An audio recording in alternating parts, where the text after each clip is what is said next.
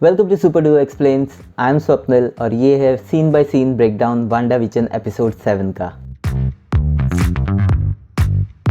Episode 7 शुरू होता है एक रीकैप के साथ और फर्स्ट सीन में ही इस एपिसोड का सेटअप दिखाया गया है जो कि बेस्ड है 2009 के एक शो मॉडर्न फैमिली पे। इस शो में फैमिली मेंबर्स अपने पर्सनल थॉट्स और प्रॉब्लम्स कैमरा के साथ डायरेक्टली शेयर करते थे एक जगह पे बैठ के। तो अब इस एपिसोड में आगे ऐसे सीन्स जिसमें कि कैरेक्टर फोर्थ वॉल ब्रेक करके कैमरे के साथ बात करते हैं बार बार देखने को मिलते हैं, तो इससे आप लोग कंफ्यूज मत हो जाइएगा। वांडा बिस्तर पे अकेले लेटी हुई है और वो चेक करती है कि विजन उसके साथ नहीं है। फिर मॉडर्न फैमिली की तरह ही वांडा एक सोफे पे बैठी हुई कैमरा के साथ अपनी प्रॉब्लम शेयर करती है, जिसमें कि वो कहती है कि कैसे हम सबके साथ ये होता है कि हम कभी कभी अपने गुस्से पर काबू नहीं कर पाते और कैसे हम कभी कभी अपनी लिमिट्स भी क्रॉस कर देते हैं, जो कि इस बात को दर्शाता है कि कैसे उसने पिछले एपिसोड में अपने वेस्ट व्यू के दायरे को, लिमिट को इंक्रीज कर दिया था। तभी बिली और टॉमी दौड़ के उसके रूम में आते हैं और उसको बताते हैं कि उनकी गेम के साथ कुछ गड़बड़ चल रही है। बिल्ली टॉमी जो वीडियो गेम खेल रहे हैं उसके रिमोट ग्लिच कर रहा है, यानी कि वो अलग अलग तरह के रिमोट्स में चेंज हो रहा है और एंड में वो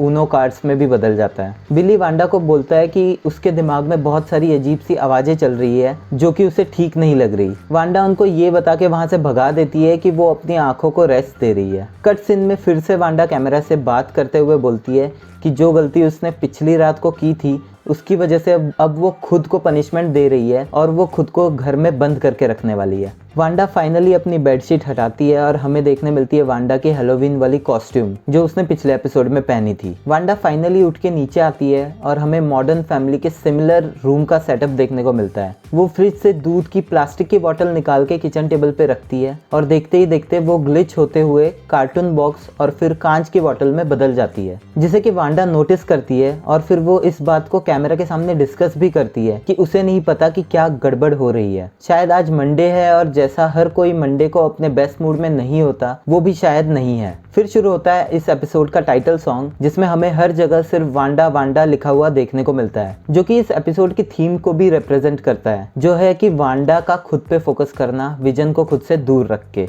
यहाँ वेस्टव्यू से अब 8 मील दूर स्वॉर्ड का नया बेस बन रहा है, जहाँ हमें हॉवर्ड अपने एसोसिएट से बात करते वक्त पूछता है कि क्या ब्रॉडकास्ट अभी भी चल रहा है। ब्रॉडकास्ट यानी कि जिससे वो लोग वांडा विजन का शो देख रहे थे। उसकी एसोसिएट उसे बताती है कि अब वो ब्रॉडकास्ट बंद हो गया है। हॉवर्ड उसे टीम रेडी करने को बोलता है और बताता है कि हम आज ही लॉन्च करेंगे। वेस्ट व्यू के अंदर विजन को फाइनली होश आता है और वो देखता है कि उसके आसपास सर्कस का एक सेट लगा हुआ है। वहीं वो डार्सी को भी देखता है जो कि एक एस्केप आर्टिस्ट बन गई है हेक्स पावर्स की वजह से। विजन उससे बात करने की कोशिश करता है और उससे पूछता है कि क्या तुम्हें कुछ भी याद नहीं पिछली रात को क्या हुआ था, पर डार्सी उससे पीछा छुड़ा के वहां से जाने लगती है। विजन उसके पीछे पीछे जाता है उसे समझाने को जो कुछ भी हो रहा है, पर उसे लगता है कि वो उसको डेट के लिए पूछ रहा है। फाइनली विजन उसे अपनी पावर्स यूज करके होश में लाता है, जहां वो उसे अपना नाम बताती है और विजन को भी याद आता है कि उसने डार्सी के बारे में पढ़ा था। विजन उससे कहता है कि उसे बहुत सारे सवालों के जवाब चाहिए और वो लोग वहां से जाने लगते हैं, पर तभी सर्कस का रिंग मास्टर उनको आके रोकने की कोशिश करता है, जिसे डार्सी मुक्का मार के गिरा देती है और वो दोनों सर्कस की गाड़ी लेके वहां से निकल जाते हैं।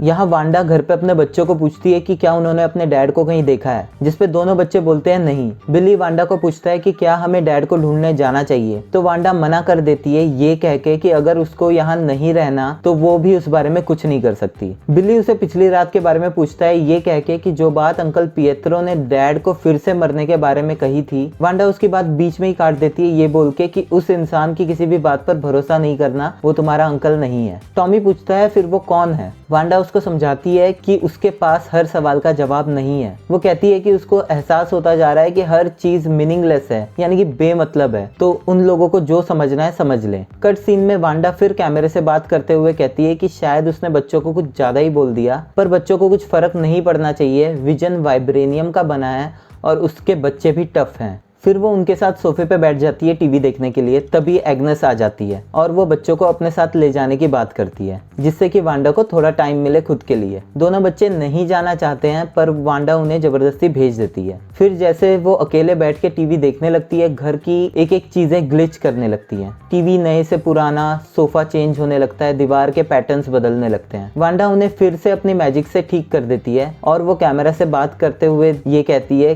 कि वो ठीक है। इसके बाद दिखता है एक और एडवर्टाइजमेंट नेक्सस मेडिसिन का, जो कि डिप्रेशन की दवाई है। इस मेडिसिन के साइड इफेक्ट्स है अपनी फीलिंग्स को ज़्यादा फील करना, अपने डेस्टिनी यानी कि नसीब पर कंट्रोल करना और ज़्यादा डिप्रेशन का शिकार होना। ये ऐड खत्म होती है एक टैग लाइन से, जो कि है नेक्सस क्योंकि ये दुनिया आपके इर्द गिर्द नहीं घूमती या फिर घूमती है। ऐड के फौरन बाद एग्नेस बच्चों को लेकर अपने घर में होती है और वो बिली से पूछती है कि उसे कैसा लग रहा है, जिस पे बिली उससे बताता है कि उसे अच्छा लग रहा है क्योंकि यहाँ पर शांति है और तुम भी शांत हो अंदर से। वो एग्नेस को पूछता है कि क्या उनकी मॉम ठीक है, तो एग्नेस उन्हें बताती है कि वांडा बिल्कुल ठीक है और उनको चिंता करने की कोई जरूरत नहीं है। वेस्ट व्यू के बाहर मोनिका और जिम्मी वू गाड़ी से कहीं जा रहे हैं, जहाँ जिम्मी को डार्सी की मेल आती है जिसमें कि उसने हेवर्ड का सिस्टम हैक करके प्रोजेक्ट कैटरैक्ट के बारे में पता लगा लिया होता है। उन्हें यह भी पता चलता है कि हेवर्ड विजन को जिंदा करने की कोशिश कर रहा था ताकि वो उसकी टेक्नोलॉजी को यूज कर सके।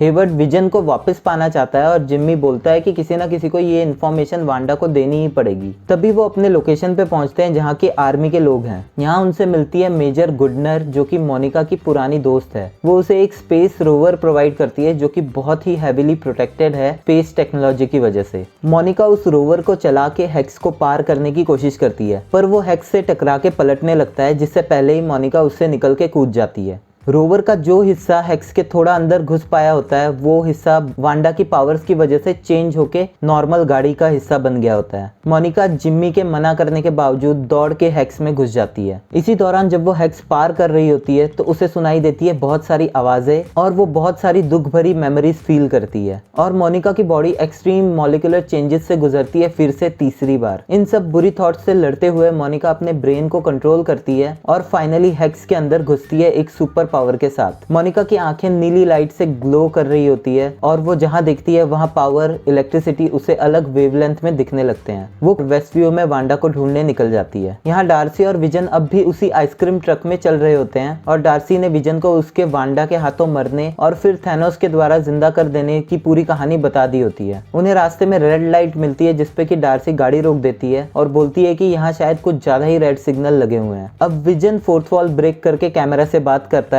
और ये बोलता है कि शायद वांडा जानबूझ के उसके रास्ते में रुकावटें डाल रही है ताकि वो घर ना पहुंच पाए। तभी सिग्नल ग्रीन हो जाता है और डार्सी जैसे गाड़ी चलाने लगती है, एक मेंटेनेंस ट्रक आके बीच में रुक जाता है और वो सिग्नल को रिपेयर करने लगता है। विजन फिर डार्सी से कंफर्म करता है कि अगर वो सही से उसकी बातें समझा है तो उसका ओरिजिनल प्रोग्रामिंग जार्विस से बना है, लेकिन उसकी बॉडी अल्ट्रॉन ने बनाई है जो कि दुनिया का विनाश चाहता था। तो अब वो आखिर क्या है? इस पे डार्सी उसे बताती है कि इस सब के बारे में वो नहीं जानती, लेकिन वो पिछले एक हफ्ते से उन्हें देख रही है और जो प्यार वांडा और उसके बीच में है वो बिल्कुल सच्चा है। यहाँ मोनिका वांडा के घर पहुंच जाती है, जहाँ घुसते ही वो उसे बताने लगती है हेवर्ड का प्लान, पर वांडा कुछ भी नहीं सुनना चाहती और उसे अपनी पावर यूज करके बाहर निकालकर हवा में लटका देती है। वो उस पे चिल्लाने लगती है ड्रोन्स, मिसाइल्स और पिएत्रो को लेके। मोनिका उसे समझाती है कि पिएत्रो उनका आदमी नहीं है, पर वांडा कुछ नहीं सुनती और उसे जमीन पर पटक देती है। पर मोनिका अपनी सुपर पावर्स की वजह से एक सुपर हीरो लैंडिंग करती है और फिर से उसकी आंखें नीली ग्लो करने लगती है। मोनिका वांडा को बताती है कि जो भी अब तक उसने उससे झूठ बोला है वो वांडा की पावर्स के कंट्रोल में होने की वजह से ही बोला है। वांडा उस पर फिर अपनी पावर्स से अटैक करने जाती है और मोनिका उसको अटैक करने के लिए चैलेंज करती है, पर वांडा फिर शांत होकर उसकी बातें सुनने लगती है। मोनिका उसको समझाती है कि हेवर्ड यही चाहता है कि तुम एक विलन बन जाओ और वो विजन को यहाँ से ले जाए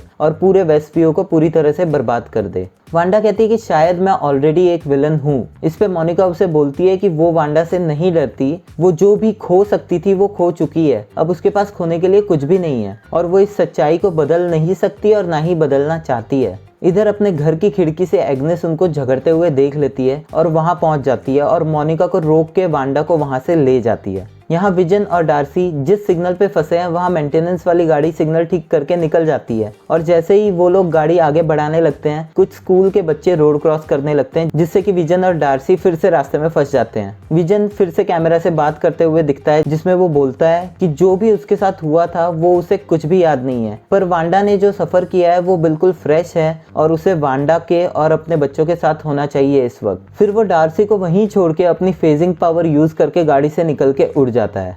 यहाँ एग्नेस वांडा को लेके अपने घर आती है, जहाँ वो उसे सोफे पे बिठा के किचन में चाय बनाने चली जाती है। वांडा टेबल पे 2 प्लेट्स देखती है जिसमें कि ब्रेड के टुकड़े पड़े हैं। वो एग्नेस से बच्चों के बारे में पूछती है, जिसपे एग्नेस उसे बोल देती है कि वो दोनों बेसमेंट में खेल रहे हैं। वांडा उठ के बेसमेंट में जाती है और बच्चों को आवाज लगाती है, पर उसे बच्चे वहां नहीं दिखते। वो एक दरवाजे के पास पहुंचती है जिसपे कि अजीब सी पेड़ों की जटाएं लिपटी हुई है। वो वहां से अंदर घुसती है और देखती है एक अजीब सी बड़ी सी हवेली, जहाँ की हर तरफ दीवारों पे जटाएं और पेड़ों की जड़ें लिपटी हुई है। वहीं पर बीचों बीच उसे एक किताब रखी हुई दिखती है जिससे कि मैजिकल ग्लो निकल रहा है। तभी पीछे से एग्नेस आ जाती है, जो उसको बोलती है कि तुम्हें ऐसा तो नहीं लगता कि तुम इस शहर में अकेली जादूगरनी हो। फिर वो अपनी जादू से दरवाजा बंद कर देती है और वांडा को अपना नाम बताती है, जो कि है अगाथा हार्कनेस। और फिर वो अपनी मैजिक यूज करके वांडा को फिर से अपने बस में कर लेती है। फिर हमें एक फ्लैशबैक सीन के थ्रू दिखाया जाता है कि कैसे अगाथा ने ही अब तक की सारी इवेंट्स, जो कुछ भी अजीब हो रहा था, उसको मुमकिन बनाया है। जिसमें कि वो पहली बार वेस्टव्यू में आती है, वांडा विजन के मैजिक शो में उनको मैजिकली हेल्प करती है, हर्ब को ग्लिच करती है, और सबसे बड़ी चीज पिएत्रो को भी वही माइंड कंट्रोल करके वांडा के घर भेजती है। और जो पिछले एपिसोड में वो विजन के साथ बात कर रही थी, वो भी एक एक्टिंग थी। और यहाँ तक कि जो इस एपिसोड में लोग कैमरा से बात कर रहे थे, वो भी उसी के कंट्रोल की वजह से हो रहा था। और वो लास्ट सीन में ये बोलती है कि उसी ने स्पार्की को भी मारा था। एपिसोड खत्म होता है अगाथा हार्कनेस की चुड़ैलों वाली हंसी पर। अगर आप लोग भी मेरी तरह एमसीयू के बहुत बड़े फैंस हैं, तो पोस्ट क्रेडिट सीन देखने के लिए रुकते ज़रूर होंगे। वांडा विजन के पहले 6 एपिसोड्स में पोस्ट क्रेडिट या फिर एंड क्रेडिट सीन कुछ भी नहीं थे, लेकिन इस एपिसोड में एंड क्रेडिट सीन है। इस सीन के हिसाब से मोनिका एग्नेस के घर के बाहर है और वो चेक करती है कि अंदर क्या चल रहा है। फिर वो पीछे के दरवाजे के पास पहुंचती है, जो कि बेसमेंट डोर है। उसे खोलते ही उसे वहां पेड़ों की जटाएं दिखती है, जो कि पर्पल कलर में ग्लो कर रही है। उन्हें देखते ही उसकी आंखें फिर से ग्लो करने लगती है। वो अंदर जाने के बारे में सोच ही रही होती है कि तभी वहां पिएत्रो आ जाता है और उसे कहता है कि स्नूपर्स गोना स्नूप, मतलब कि जासूस जासूसी ही करेगा। मोनिका उसे देख के चौंक जाती है और एपिसोड यहीं खत्म हो जाता है। तो ये था scene by scene breakdown WandaVision episode 7 का। ये एपिसोड हमें छोड़ता है बहुत सारे सवालों के साथ, जैसे कि हेवर्ड आखिर करने क्या वाला है, दोनों बच्चे कहाँ गायब हो गए, अगाथा ही इस कहानी की मेन विलन है या फिर वो किसी और बड़े विलन के लिए काम कर रही है, पिएत्रो आखिर मल्टीवर्स का क्विकसिल्वर है या फिर वो एक बहरूपिया है, और सबसे इम्पोर्टेंट, क्या वो मोनिका की हेल्प करेगा इस सब से बाहर निकलने के लिए। इस एपिसोड में इतना ज़्यादा कंटेंट है कि उसे ब्रेक डाउन करके फन डिटेल्स और ईस्टर एग्स ढूंढने में तो टाइम लगेगा ही, पर उससे ज़्यादा टाइम लगेगा इस पूरे वीडियो को फिर से एडिट करने में। तो ईस्टर एग से भरा हुआ नेक्स्ट वीडियो ब्रेक डाउन देखने के लिए सब्सक्राइब ज़रूर कर लीजिएगा। और हाँ, वीडियो अगर आपको पसंद आया हो तो प्लीज़ इसे लाइक और शेयर ज़रूर कीजिएगा। मेरा नाम है स्वप्निल, आप देख रहे हैं सुपर डुओ एक्सप्लेन्स। मिलते हैं नेक्स्ट वीडियो में।